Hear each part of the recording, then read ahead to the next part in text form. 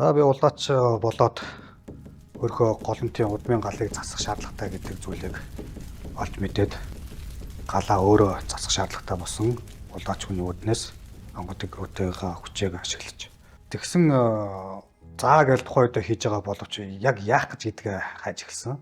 Тэгсэн голомтын галаа засчих юм бол удмын гал засарна, удмын гал засарч хамал цаашлаад улсын гал засах гэдэг байна гэдэг олж мэдчихэд тэгэд галаа мэдээ судлаж таа яагаад гал гэж гээл. Тэгсэн чинь галыг монголчууд маань газарт байгаа нар гэж үздэг юм байна. Тэгээд галаа засаад юу өөрчлөх гээд байгаа юм бэ гэхээр ерөн зүгээр их орн маань ирээдүйд сайхан болох гээд байна.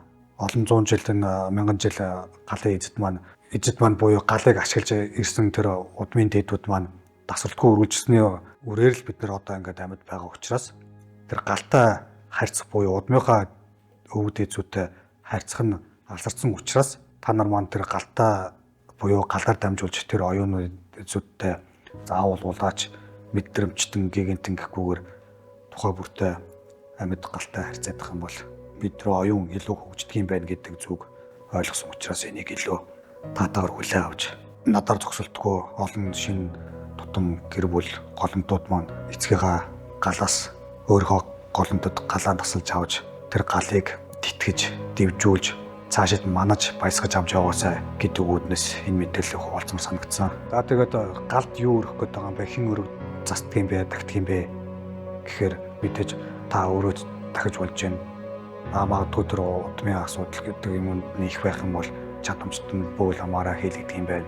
За тэгээд юу өрөдөг юм бэ гэсэн тэгэл хүмүүс маш хардаас өвчөө гэдэг мэдээлэлүүд авч байгаа байх.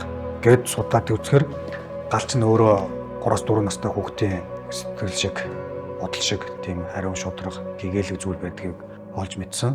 За тэгээд юу өргөд байгаа юм бэ гэхээр хүмүүс ихэвчлэн өвчөө өргөд байна. Яагаад өвчөө вэ гэсэн чинь нөгөө өвчөө чинь ихэнх амьтдын амин хэмээг буюу зүрхийг яг цаанаа агуулж явж идэг тийм зүйл учраас тэр амьдрал үргэлжиж байгаа шүү гэдэг юм аль ойлгох гэж өвчөө шав тусаад үргэж юм уу самбаа торгонд ороогод галтаа өргөд байгаа юм байна. За тэгсэн дундуур нь яагаад тэр сүүл өргөд байгаа юм бэ гэдгсэн чинь удмынхаа өвөг дээдс тэр галынхаа эддээсээ хураасан олон жил хураасан мэдлэг магадгүй тэр юмнуудаас их шиг тосох гэж тэгж сүүл өргөж өгөө аваа үүсгэж байгаа юм байна.